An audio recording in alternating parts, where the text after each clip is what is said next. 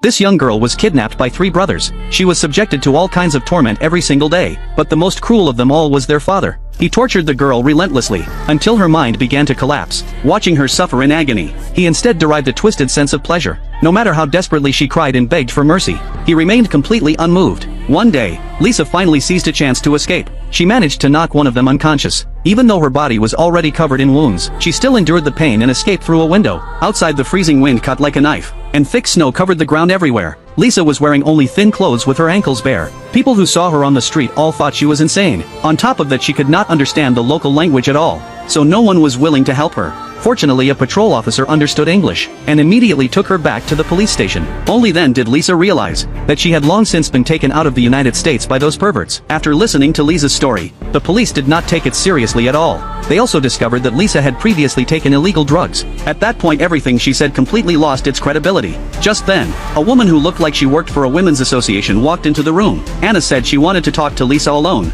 She claimed that she, like Lisa, had once suffered through the same nightmare. As a result, Lisa let down her guard completely, and begged Anna to take her to the US Embassy. After they got into the car, Anna called a shelter. The other party said they were willing to take Lisa in. Hearing this, Lisa finally relaxed a little. Before long, the two arrived at their destination without incident. But when Anna opened the iron gate, the scene before her eyes sent Lisa straight back into hell. This was exactly the nightmare place she had just risked her life to escape from. At that very moment, all her trust and hope completely collapsed. It turned out that Anna was the mother of those perverts. She then turned on the music, trying to drown out Lisa's screams, because at that moment, their deranged father was walking into the basement. Meanwhile, Anna simply sat quietly upstairs, forcing herself not to recall the nightmare she herself had once endured. 2.5 minutes later, the father walked out of the basement drenched in sweat. Lisa had already been tortured beyond recognition, but even so, the crazed eldest brother still refused to let her go. After the group of perverts finished venting their cruelty, they dug a large pit in the basement. Then they stuffed Lisa into a box, just like that she was buried underground, box and all.